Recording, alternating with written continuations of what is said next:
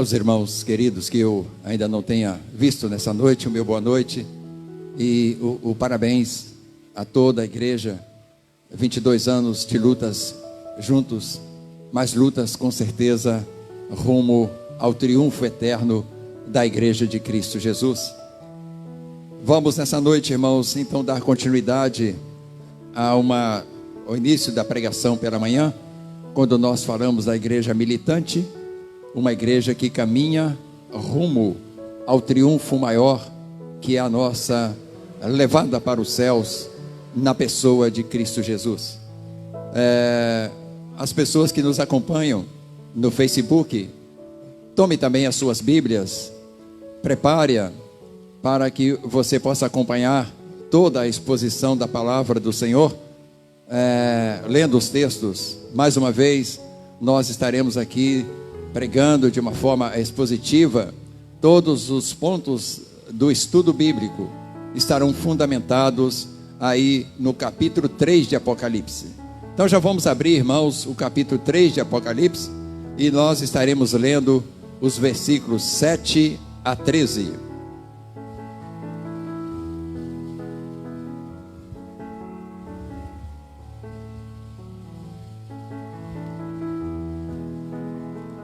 Lá na sua casa, abra sua Bíblia, livro do Apocalipse, capítulo 3, versículos 7 a 13.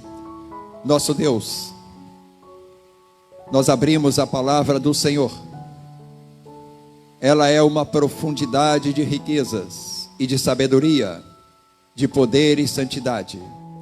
E nós não podemos alcançar tudo isto por nossas próprias capacitações.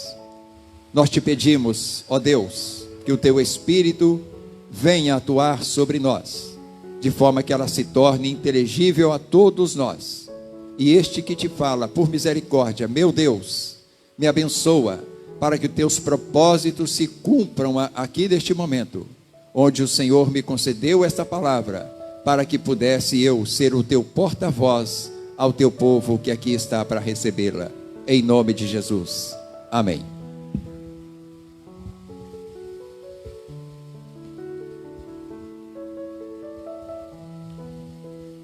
Ao anjo da igreja em Filadélfia escreve: estas coisas diz o santo, o verdadeiro, aquele que tem a chave de Davi, que abre e ninguém fechará, e que fecha e ninguém abrirá. Conheço as tuas obras, eis que tenho posto diante de ti uma porta aberta, a qual ninguém pode fechar. Que tens pouca força, entretanto, guardaste a minha palavra e não me negaste o meu nome.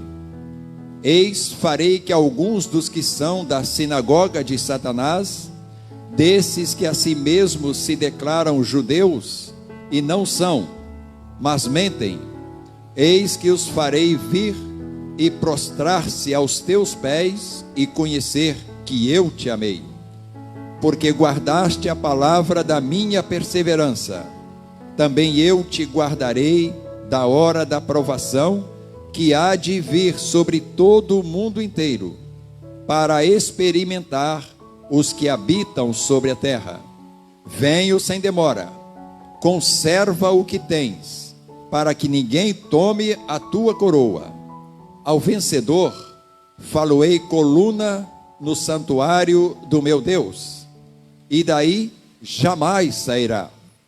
Gravarei também sobre ele o nome do meu Deus, a nova Jerusalém, que desce do céu, vinda da parte do meu Deus, e o meu novo nome. Quem tem ouvidos, ouça o que o Espírito diz às igrejas. Os irmãos podem se assentar. A igreja triunfante. Mais uma vez destaco a importância de entendermos o tema de uma mensagem bíblica. O que é um triunfo? Um triunfo é a superação, vamos assim dizer, de todos os obstáculos para se chegar ao alvo objetivado. Na nossa vida, como seres cidadãos comuns, nós temos objetivos definidos na nossa vida. E certamente precisamos nos preparar para vencer os obstáculos que antecedem a nossa chegada aos nossos objetivos, os nossos triunfos. E a igreja, certamente, nada é diferente. Por isso nós falamos hoje sobre a igreja militante. É a igreja que está lutando com os obstáculos que o mundo, as sinagogas de Satanás do mundo, tentam colocar no nosso caminho, para que não cheguemos ao alvo maior, que é pertencer não a uma igreja, como dissemos pela manhã, triunfante, mas à igreja triunfante, aonde todos os remidos por Cristo Jesus, que passaram por esta terra, por esse planeta, estarão ali congregados diante do trono e do Cordeiro, como lemos nessa noite. Então essa é a igreja triunfante, que nós estamos, irmãos, a caminho de fazermos parte dela. E como dissemos também pela manhã, as 7 cartas escritas às 7 igrejas lá no Apocalipse, são igrejas que ilustram, são tipo das igrejas existentes. E hoje nós estamos então focando uma igreja triunfante. E a igreja de Filadélfia, que acabamos de ler, é uma igreja, irmãos, que tem traços bastante nítidos de uma igreja que Deus via o seu caminho bastante aproximado de ser a igreja triunfante. Portanto, nela, nós vamos tirar aqui as nossas lições para este dia comemorativo, alegre, feliz para todos nós. Porque nós estamos a caminho, irmãos, de nos tornarmos uma igreja triunfante. O nosso Deus está pronto a continuar a nos dar as vitórias que nós precisamos sobre todas as sinagogas do inimigo que militam por este mundo, que ataca a igreja de Cristo Jesus. Então veremos, irmãos, à luz desse texto, também características de uma igreja triunfante, de uma igreja próximo à vitória final de ser uma igreja triunfante. Os irmãos, olhando para o versículo número 8 que nós lemos, nós vamos ver a primeira característica de uma igreja próxima a ser considerada aquela que haverá de compor a igreja triunfante. Por que eu destaquei aqui a igreja de Filadélfia? Eu volto aqui um pouquinho, irmãos, para dizer aos irmãos que, à luz desse texto, nós podemos dizer que Deus via aquela igreja a caminho de ser uma igreja triunfante. A igreja de Filadélfia é descrita como uma igreja militante em estado bastante adiantado. Olha o versículo número 11, o que Deus diz àquela igreja: eu venho sem demora, conserva o que tens. Isso quer dizer que Deus dizia que aquela igreja já tinha coisas suficientes para considerar-se em caminho adiantado para ser uma militante. Lá ele diz no versículo 11, conserva o que tens, para que ninguém tome a tua coroa. Então era assim, irmãos, uma igreja exemplo para nós. Mas voltando então aqui à primeira característica separada de uma igreja a caminho do triunfo real dos céus, o versículo número 8 nos diz que Deus, como sempre a todas as igrejas, ele narrou isso: conheço as tuas obras, eis que tenho posto diante de ti uma porta aberta, a qual ninguém pode fechar, que vocês têm pouca força, entretanto guardaste a minha palavra e não me negaste o meu nome. Que característica nós tiramos aqui, irmãos? uma igreja consciente, assim nós estamos projetando lá, uma igreja consciente de suas responsabilidades como agência do reino de Deus aqui no mundo. É extremamente fundamental, irmãos, que nós tenhamos essa consciência de sermos uma agência do reino de Deus aqui na terra. Em que diz isso o versículo? Como também pela manhã focamos, o nosso onisciente Deus conhece, as nossas obras. Jamais nós podemos imaginar que podemos ocultar de Deus qualquer obra que seja feito por um membro da igreja militante. Deus conhece todas as nossas obras. E aqui, irmãos, é uma tradução que nos opõe aqui a obras, por exemplo, do combate ao pecado. Deus conhece o quanto cada um de nós temos labutado, temos militado na oposição ao pecado, no combate ao pecado, na resistência ao pecado. Essa obra é traduzida nesse sentido, irmãos, aqui que Deus conhece. Também era traduzida como a nossa fidelidade ao Pai. A semelhança do que foi o filho fiel ao Pai, devem ser também nós, os filhos de Deus, pela nossa fé em Cristo Jesus. Isso são obras conhecidas por Deus. Até que ponto a minha pessoa, as atitudes de cada um dos irmãos, tem revelado-nos como filhos de Deus em Cristo Jesus. Isso é a obra que Deus conhece de cada um de nós. E também ainda podemos destacar o testemunho cristão. O nosso testemunho cristão é algo que Deus conhece. Ele é sincero. Sim, nós podemos até às vezes levar as pessoas do mundo a imaginar que eu tenho um bom testemunho cristão, mas somente Deus sabe se ele é um testemunho real. Então essas são as obras conhecidas de Deus, e nós temos que ter consciência, porque isso faz parte da nossa missão como agência do reino de Deus neste mundo. Mas olha para o texto do verso 8, além de conhecer as nossas obras, o que fez Deus? Eis que, pelo fato de conhecer as suas obras e aprová-las, eis que tenho posto diante de ti, o que, meus irmãos, está escrito? Uma porta aberta, a qual ninguém pode fechar. O que quer dizer isso aqui, meus irmãos? Nós temos uma porta aberta por Deus, travada para não ser fechada. Essa porta, irmãos, são as oportunidades que Deus abre para a sua igreja, para que ela possa chegar aos mais longínquos rincões da terra, levando a palavra do Senhor. Portas que ninguém pode fechar. Nós sabemos pela história da igreja, até mesmo no tempo atual, que ainda existem países que estão legalmente fechados para que o evangelho seja proclamado. Mas lá está o braço da nossa igreja, da forma que eles conseguem, proclamando a palavra do Senhor. Não vamos citar lugares para não é o caso, os irmãos sabem.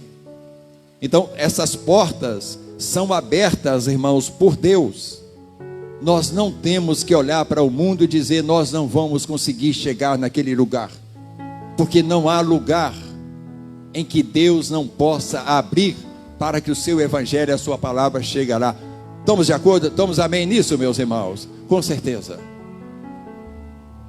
Então esse sentido de portas abertas que ele coloca diante de nós, essas portas abertas para a expansão do seu reino através da palavra de Deus. Isto, irmãos, a partir da igreja primitiva. Todos nós conhecemos os Atos dos Apóstolos, que a igreja primitiva começou a atuar na Jerusalém e Samaria, mas ela ficou por algum tempo. De repente Deus providenciou que uma perseguição da igreja na sua própria sede. E essa igreja teve então que escapar ali da perseguição, e Deus os conduziu para uma outra sede que haveria de impulsionar. Abriu as portas da Antioquia, e para lá foram os da igreja primitiva, e dali eles começaram a ser enviados. Os irmãos podem olhar as viagens do apóstolo Paulo, foram enviados a quase todas aquelas regiões da Ásia. E quando eles completaram aquela jornada, eles retornaram a Antioquia, e lá tem um texto exatamente do qual Apocalipse fala aqui, meus irmãos. A irmã Cristiane tem esse texto, é Atos capítulo 2, versículo 47, não, é Atos 14, 27, os irmãos não precisam abrir, nós temos ali. Ali chegados, ou seja, retornando de Icônios e aquelas cidades da Ásia, ali chegados, ou seja, em Antioquia, reunida a igreja, relataram quantas coisas fizera Deus com eles e como abrira aos gentios o quê? A porta da fé. Então portas se abriam e as pessoas ouviam a palavra, e muitas igrejas foram organizadas. Nesse retorno de Paulo, se você ler o contexto do capítulo 14 de Atos, você vai ver ali que Paulo já retornava organizando aquelas igrejas, já com presbíteros, certamente um líder, e chegaram lá. Eles então testemunharam essa maravilha. Essas são as portas abertas, irmãos, que ninguém fecha para a igreja militante. E se as portas estão abertas, irmãos, qual é a nossa missão? É caminhar. Quando Israel parou diante do mar, e o mar se abriu, o que é que Israel teve que fazer? Entrar por aquele túnel, ou seja, aquele túnel de águas nas laterais, para passar todo aquele mar. Essa porta, irmãos, está aberta para nós. Isso é responsabilidade nossa como agência do Senhor. Mas ainda o versículo número 8 diz-nos que além de estas portas abertas postas diante de ti, que vocês têm pouca força, que tens pouca força, entretanto guardaste a minha palavra e não negaste o meu nome. Pouca força, irmãos, isso aqui está dizendo-nos que a igreja de Jesus, nós somos, pelo Espírito de Deus, esvaziados das nossas forças pessoais. O nosso velho homem, forte, rijo, valentão, senhor de si, esse homem morre em Cristo Jesus, e nasce uma outra criatura que se torna um servo de Deus. Fracos. Eu sempre venho no meu coração observando a Bíblia, examinando-a. Deus sempre trabalhou com as coisas menores, irmãos, com as minorias. E aqui a Bíblia está dizendo que Filadélfia tinha pouca força, mas ela pôde vencer todo o mal. Ela guardou a palavra do Senhor e não negou o seu nome. Meus irmãos queridos, a força da carne dando lugar ao poder de Deus para vencer todos os obstáculos da nossa missão. Chegamos diante dos Golias das sinagogas, estou usando o termo aqui do Apocalipse, de Satanás, e visualizamos monstros, mas nós somos fortes no Deus que habita em nós. É isso que a igreja tem que ter consciência, irmãos. O apóstolo Paulo, que era um homem de origem militar, forte, severo, ele declarou isso, que ele tinha grande alegria em naquele tempo ser um homem fraco, porque na fraqueza do homem é que atua o que, meus irmãos? Hein? O poder de Deus. Deus não atua na fortaleza do homem, na vaidade, no orgulho, na potência. Deus atua na fraqueza do homem. Por isso, Filadélfia, uma igreja pequena, sem forças. Nós temos o texto, irmã Cristiane, temos. 2 Coríntios 12, 10. O apóstolo Paulo abre o seu coração, rasga o seu coração e descreve aí pelo Espírito de Deus. Paulo dizendo: pelo que sinto prazer nas fraquezas, nas injúrias, nas necessidades, nas perseguições, nas angústias, por amor de Cristo. Por quê que Paulo se sentia alegre, feliz, regozijante? Não mais aquele, não sei se é general, aquele homem forte que mandava matar, que tinha prazer nisso.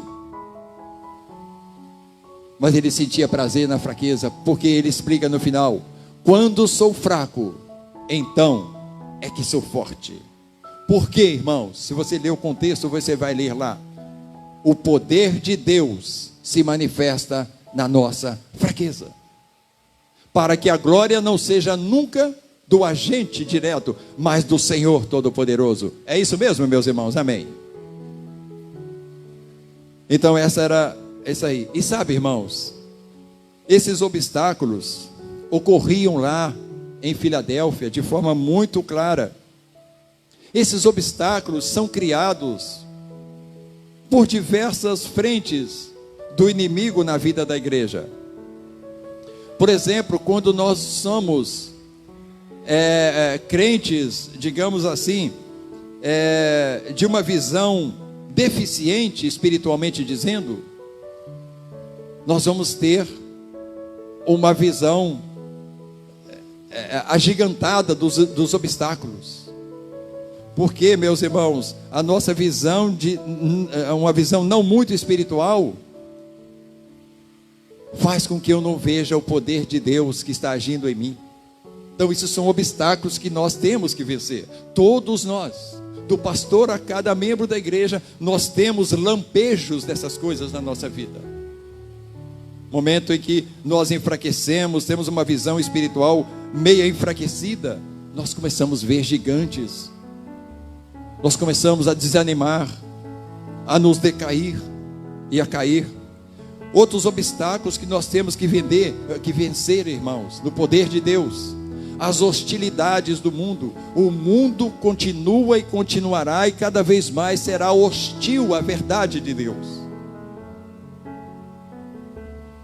É com esse mundo que nós estamos. Lembra? Jesus disse: Pai, não os tire do mundo, mas guarde-os do mal. Porque eles serão enviados como para o meio de lobos vorazes. Essa é a hostilidade do mundo, irmãos, que nós temos, que são obstáculos que nós precisamos vencer. Muitas vezes nós olhamos o nosso vizinho, sei lá quem, e olhamos bem naquela estampa daquele homem, daquela pessoa, e nós dizemos: isso aí nunca vou poder chegar. Se os irmãos me permitem, para a glória de Deus, os irmãos me conhecem há 22 anos, Deus tem me poupado de ser um vaidoso, graças à bondade dEle. Nós moramos num prédio, somos vizinhos de uma família, pessoas de classe bem A, e a gente ficava ali pensando, compartilhando, eu e Nilda ali, desfrutando das coisas boas, maravilhosas de Deus, o nosso culto doméstico. Lá no meu coração eu pensava: a gente nunca vai chegar lá nos nossos vizinhos. Irmãos, através de um filho desses nossos vizinhos, cadeirante, com a deficiência muito grande em todos os seus seres, fala com dificuldade, enxerga pouquíssimo, tem um QI elevadíssimo, está estudando via internet fazendo engenharia, me esqueci aqui o ramo lá, mas uma coisa, engenharia, ciências políticas. Um excelente aluno.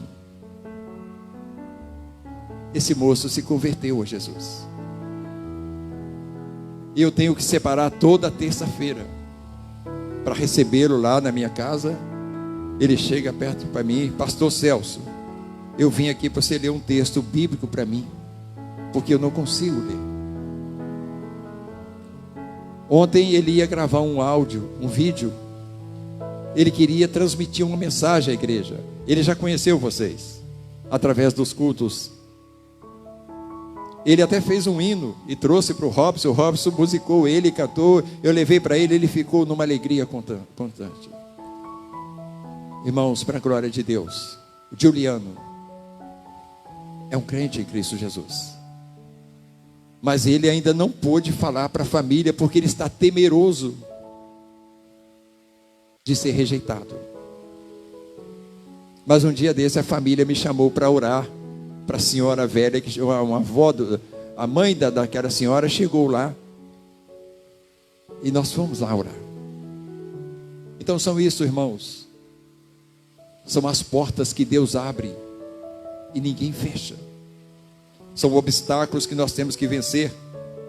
Nós somos um povo, irmãos, de pouquíssima influência nas nossas sociedades. Nós somos insignificante aos olhos da nossa sociedade. Permita, meus irmãos, usar um exemplo aqui, sem nenhum cunho político. Nós estamos com um presidente do Brasil que está escolhendo muitos ministros que se dizem ser servos de Deus. E observe, os irmãos, como é que já começou nitidamente uma marginalização dessas pessoas, porque eles desconsideram pessoas que falam de Deus. O mundo é esse, o mundo hostil que nós vivemos. Somos insignificantes, mas é o mundo que depende da igreja, irmãos. É portas que Deus abre e ninguém fecha para que nós vá ao mundo. Isso é militância, irmãos. São obstáculos que nós precisamos vencer. Nós não somos insignificantes, não, irmãos. Nós temos a maior mensagem para o mundo, que é a palavra de Deus. Mas o mundo não pode ver isso, porque ele vê a Bíblia como uma loucura, como uma estupidez. Ele vê o crente como um cidadão de mente lavada, desprovido de inteligência. Mas não creiamos nisso, irmãos. Não creiamos nisso jamais. E vamos caminhar. Obstáculos, irmãos, as nossas fraquezas pessoais, eu já falei, nós precisamos vencer as nossas fraquezas pessoais. Todos nós as temos. Todos nós, muitos dias desses, levantamos a nossa cama e tremendamente derrubados. E de repente vem a pergunta: mas por que eu estou assim? E quantas vezes nós não encontramos resposta? Porque isso faz parte de nós. Obstáculos a serem vencidos, irmãos. Domingo pela manhã, eu tenho que ir à igreja de manhã à noite, e vem aquele abatimento. Mas chega de noite e nós chegamos em casa tão felizes, irmãos, por termos glorificado ao nosso Deus, por termos vencido esse obstáculo. A extensão da obra, irmãos. Qual é a extensão da obra de Deus? Aonde que Jesus mandou os seus? Ide por todo o mundo, até os confins da terra. E eis que eu estarei convosco. Isso é promessa de Jesus. Mas é extensa a obra, irmãos. É extensa a obra. Então todos esses são obstáculos que nós vencemos, irmãos, quando temos a consciência de que essa é a nossa missão e que nós estamos respaldados pelo nosso Deus. Segunda característica de uma igreja triunfante, nós vamos estar lendo aí, meus irmãos, o versículo número 9. Eis que farei que alguns dos que são da sinagoga de Satanás desses que a si mesmos se declaram judeus e não são, mas mentem, eis que os farei vir e prostrar-se aos teus pés e conhecer que eu te amei. Uma igreja preparada para todas as ocorrências em sua militância. Quantas coisas ocorrem na nossa vida como igreja, irmãos? Coisas extraordinárias, como essa narrada no versículo número 9. Aqui, veja bem, irmãos, esses homens que chamados aqui as sinagogas de Satanás, que se diziam judeus, mas o texto diz que não eram judeus, eles mentiam. Eram aqueles mesmos que nós vimos pela manhã, daquela linha dos nicolaítas. Eram os gnósticos, eram os adeptos a Balaão, que estavam ali diariamente à porta da igreja, tentando colocar coisas do mundo para dentro da igreja. Os seus costumes levianos, sensuais, como se fossem coisas normais. Eles estavam martelando ali na igreja. Os gnósticos, que se dizia ser Israel, mas não era, combatia a igreja. E o texto diz que a igreja triunfante, a igreja de Filadélfia, viu essas pessoas se prostrarem diante deles, com seu orgulho quebrado, e reconhecerem que Jesus é o Senhor. Então o texto diz isso, olha novamente lá. Eis que os farei vir e prostrar-se aos seus pés e conhecer que eu te amei. Aquele povo achava que eles eram os amados de Deus. Eles se colocavam inclusive como judeus para ser da descendência de Abraão. Mas era mentira deles, dizendo que era da descendência, era o Israel de Deus. Então eles eram os amados de Deus, e não vocês que estão aí pregando contra a lei. E o Senhor disse: olha, coisas extraordinárias vai acontecer com vocês, porque vocês perseveram na palavra. Então todos esses homens haverão de prostrar-se aos pés do Senhor. Então, irmãos, estejamos preparados para coisas extraordinárias que Deus certamente continuará fazendo na vida da igreja militante, que pela sua fraqueza, pela sua perseverança na palavra, caminhamos resolutos ao triunfo final, que é a glória do nosso Deus. Então diz, irmãos, ainda no versículo número 10, eu quero que os irmãos atentem aí, que nós devemos estar preparados para todas as ocorrências na nossa militância. Observa o verso 10. Porque guardaste a palavra da minha perseverança, também eu te guardarei da hora da provação que há de vir sobre quem, meus irmãos? Sobre o mundo inteiro, para experimentar os que habitam sobre a terra. Coisas piores virão sobre o mundo, irmãos, para provar o mundo. Coisas piores do que o Covid-19. Coisas piores do que os homens beliais que estão usando o Covid-19 para benefícios pessoais. Nós sabemos disso, isso é público. Mas coisas piores virão. Mas eis que eu o quê? Te guardarei da provação que eu vou lançar sobre o mundo. Então, irmãos, a sobrevivência nas tribulações que o Senhor submeterá aos incrédulos do mundo, a igreja militante sobreviverá. Sobreviverá. Amém, meus irmãos? Então nós estamos experimentando isso no tempo atual. não só essa enfermidade, essa praga que paira sobre a humanidade, mas também a praga da violência, do desrespeito, das leis sendo desrespeitadas pelos próprios poderes que geram as leis. Isso é tortura para o homem que se diz justo, irmãos. São provações que nós estamos passando, mas nós sobreviveremos, irmãos. Tem um texto aí, irmã Cristiane, você passa para mim? É um texto, irmãos, que ele tem vertente tanto para o final, como também para os tempos presentes. Mateus 24, 22, que nos diz lá: não tivessem aqueles dias sido abreviados, ninguém seria salvo, mas por causa dos escolhidos, volta um pouquinho, isso, passou, ok, obrigado. Mas por causa dos escolhidos, tais dias serão abreviados.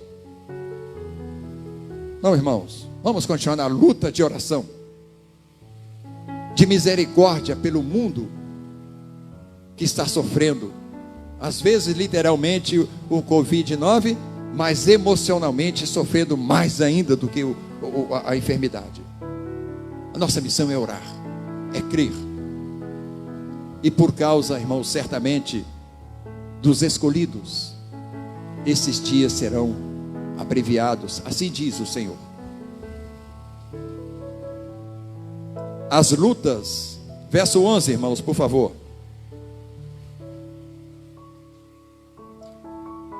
Venho sem demora, conserva o que tens, para que ninguém tome a tua coroa. Sim, meus irmãos, é uma luta pessoal de cada um de nós, para não cairmos da onde Deus em Cristo Jesus já nos elevou, a condição de filhos de Deus, mesmo portando um corpo ainda em corrupção. Pela nossa fé em Cristo Jesus, nós somos filhos de Deus. Então diz o versículo: conserva o que tens, para que ninguém tome a tua coroa. Nós temos o Espírito Santo de Deus em nós, irmãos. Não sabeis vós que sois templo do Espírito Santo de Deus? Ele habita em nós. O que é mais precioso para um mortal pecador, irmãos, do que ter o Espírito de Deus habitando em nós? Como eu preciso lutar com a minha carne para que esse Espírito Santo não seja maculado, ferido pelas obras da minha carne. Não há uma militância entre Espírito e carne? Então é daí, irmãos, que nós precisamos vencer essas lutas, estarmos preparados nessas ocorrências naturais. Terceira e última característica que eu separo da igreja triunfante, irmãos.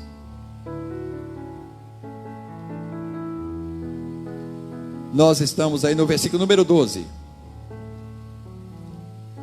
Uma igreja convicta do seu triunfo final.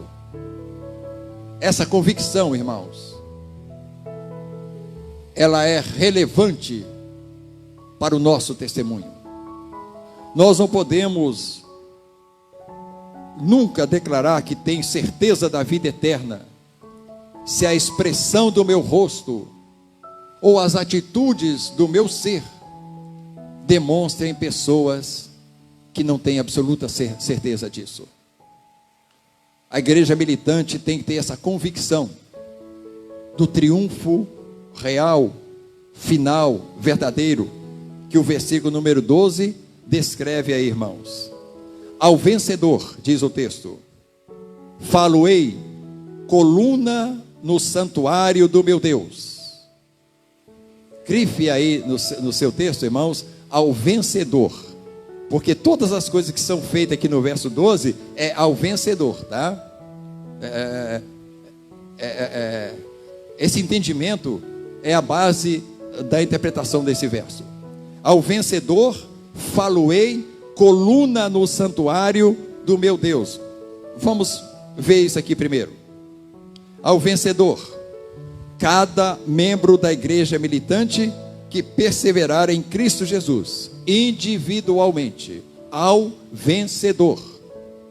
Ao Leonardo, Rebeca, Ana, Luiz Cláudio, Celso, ao vencedor. Faloei, primeiramente, uma coluna no santuário do meu Deus. Vamos entender isso aí, irmãos.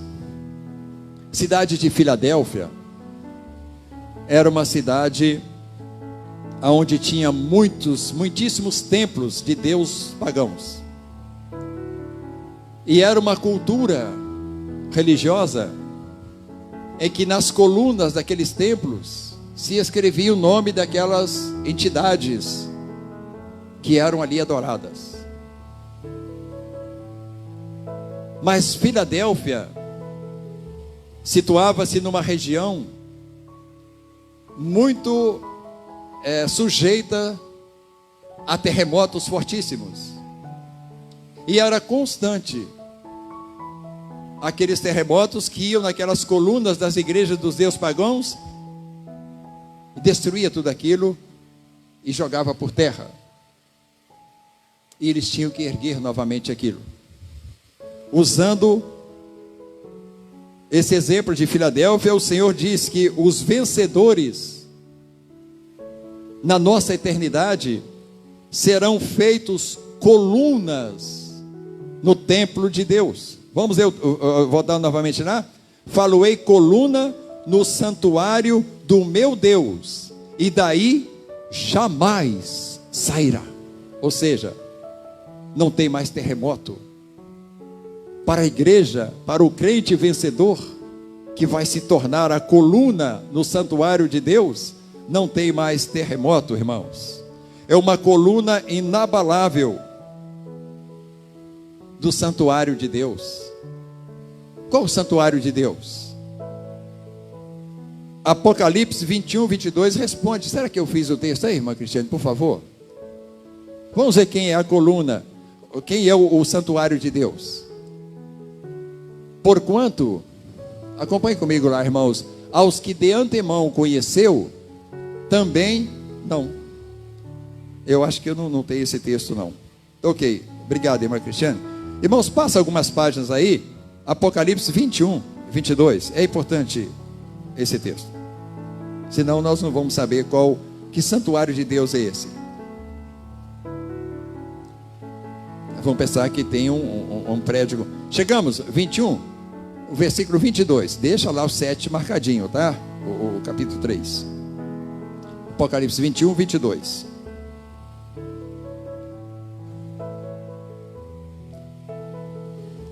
Chegamos. Nela não vi santuário. Ué, mas como assim? Lá atrás diz que lá na glória nós teremos uma coluna no santuário de Deus. E João de imediato diz: não vi, nela não vi santuário, ou seja, na Nova Jerusalém. Porque o seu santuário é quem, meus irmãos? É o Senhor, o Deus Todo-Poderoso, e mais quem? O seu Cordeiro. É no Deus Todo-Poderoso e no Cordeiro que nos tirou das trevas do pecado que nós seremos erguidos ali, uma coluna nesse santuário, irmãos. Amém, meus irmãos? Isso dá convicção, sim, para a igreja militante. Mas vamos voltar ao capítulo 3, por favor. Ainda no versículo número 12. Então, a primeira coisa, nós seremos feito coluna, está no singular, né, irmãos? Coluna no santuário do meu Deus, e dali jamais sairá. Mas também haverá outra coisa sobre o vencedor. Gravarei também sobre ele o quê? O nome do meu Deus. O nome do meu Deus.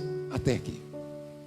Então teremos também o nome de Deus gravado em nós. Lembra que as colunas dos templos de Jerusalém era escrito lá os nomes dos seus deuses, nós teremos os nossos nomes escritos na coluna celestial, que é o próprio Senhor, o nome de Deus, a coluna com o nome de Deus gravado, o Yahvé, o Deus Todo-Poderoso. Então serão gravados também. Mas ainda continua o trabalho de gravação, de identificação. O nome do meu Deus, também o nome da cidade do meu Deus, a nova Jerusalém que desce do céu. A nova cidade de Jerusalém. Aqueles crentes, irmãos, não teriam mais uma cidadania de Filadélfia, nem nós teremos mais a cidadania de barramancenses, volta-redondenses, lima-dortinos. Nós teremos a cidadania da nova Jerusalém, descida do céu, ataviada como uma noiva para o noivo, onde nós habitaremos para sempre com nosso Deus. Mas conclui aqui o versículo número 12, dizendo: a nova Jerusalém que desce do céu, vindo da parte do meu Deus, e ainda terei gravado novo nome. Mas que novo nome seria esse?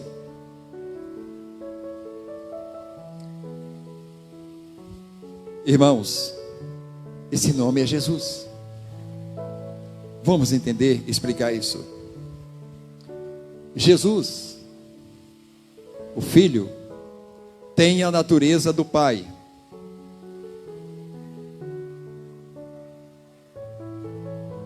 E o Filho de Deus implantou a sua natureza nos filhos de Deus, da igreja resgatada por Ele. Quer dizer isso, irmãos, que a natureza do Pai que está no Filho, ela estará do Filho para nós, os filhos de Deus. Complicado? Não, irmãos. Nós passaremos a ter a natureza divina. Quarta-feira passada nós concluímos o estudo que falava-nos da natureza divina que nós recebemos na nossa conversão a Cristo Jesus. Nós teremos a plenitude de Deus em nós. Paulo escreve isso lá em Efésios 3,19, nós não podemos ler agora, vai demorar muito, mas diz que lá nós chegaremos à plenitude de Deus. Então esse é o novo nome que cada um de nós receberemos naquele tempo. Resumindo, a única diferença que nós teremos do Pai é a sua preexistência, ou a extensão da sua eternidade. Ficou claro para os irmãos? Amém, meus irmãos? Ou complicou? Não, não complicou, não. Tudo isso, irmãos, nós temos aqui na palavra de Deus, que ocorrerá no tempo do nosso resgate como igreja triunfante em Cristo Jesus. Agora sim, aquele texto, irmã Cristiane, por favor. Vamos a Romanos 8:29, irmãos, 30, para os irmãos ver que está aí exatamente firmado a natureza divina, a plenitude de Deus nos filhos de Deus em Cristo Jesus. Porquanto aos que de antemão conheceu, também os predestinou, para serem conformes à imagem de quem? Do seu Filho, a fim de que ele seja o primogênito entre irmãos. E aos que predestinou, a esses também chamou, e aos que chamou, a esses também justificou, e aos que justificou, a esses também o quê? Glorificou, irmãos. Glória, existe alguma diferença? Não. A plenitude de Deus estará escrita como um novo nome na igreja triunfante de Cristo Jesus. Por isso Jesus disse, João 14:3, na casa de meu pai há muitas moradas, e eis que eu vou preparar-vos morada, e quando eu for e vos preparar, voltarei para que possa receber vocês mesmos, para que onde eu estou, estejais vós também. Esse é o novo nome, irmãos, que nós receberemos como igreja triunfante na glória do Senhor. Então essa foi o dia da nossa comemoração, irmãos. Uma festa extraordinária, onde o nosso Deus nos falou como sermos uma igreja militante, segura de estarmos caminhando para compor a igreja triunfante, para sermos erguidos colunas no próprio Deus e em Cristo Jesus, para ter o próprio Deus Yahvé estampado em nós,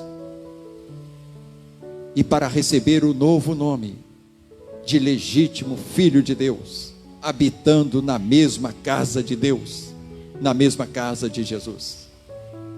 Estamos felizes, irmãos? Deus nos abençoe, para que nós possamos caminhar juntos, vencendo os obstáculos que já temos vencido. Vamos curvar, eu quero orar com os irmãos nesse momento. As características da igreja triunfante que nós estamos cultivando em nós. Os que já estão militando por Jesus, para conservar o que tem. A primeira oração que eu quero fazer por mim e pelos irmãos, todos nós que já estamos militando por Jesus, como diz o versículo 11, vamos manter o que já temos, irmãos. Precisamos orar por isso, irmãos? Então ore comigo, fique de pé. Segunda oração: os que ainda não estão na igreja militante, mas que queiram entrar por ela, há uma só porta, e essa porta é Jesus. Eu sou o caminho, a verdade, a vida. Ninguém entra ou vai ao Pai a não ser por mim. Você quer também ser um participante da igreja militante? Aos nossos amigos da internet, se você ainda não faz parte da igreja militante, eu quero convidar que você aí na sua casa, onde você estiver, se ajoelhe nesse momento e entregue a sua vida a Jesus, para que Ele justifique-o dos seus pecados, e você então possa entrar pela porta no reino de Deus, porque assim diz a palavra. Procure uma igreja próxima de você, declare sua fé em Cristo Jesus e faça parte da igreja triunfante. Nosso Deus, entrego a minha vida nas tuas mãos e a vida de cada membro da Igreja Batista Monte Moriá, que nesta noite, Deus, estamos confirmando ao Senhor que queremos continuar como militantes no reino de Deus. Para isso, que o Senhor nos abençoe, para que na nossa fraqueza se sobressaia sempre o teu poder, e nós possamos então vencer todos os obstáculos das sinagogas de Satanás, para caminharmos resolutos, firmes, na convicção do triunfo final, garantido-nos por Cristo Jesus. E a você que porventura tenha tomado a decisão de se entregar a Cristo Jesus, que esta graça repouse sobre você neste momento, justifique-o dos teus pecados e te leve à certeza da eternidade, e o Espírito Santo de Deus te mova para se unir à igreja militante de Jesus nesta terra. Louvado seja o teu nome por isso, Senhor. Glórias a ti sejam dadas, Deus. Nós estamos felizes, Pai, por 22 anos militando juntos contra as obras das trevas deste mundo. Que o Senhor para isso continue nos abençoando. Oramos por isso em nome do Senhor Jesus. Amém e amém. Os irmãos podem se assentar.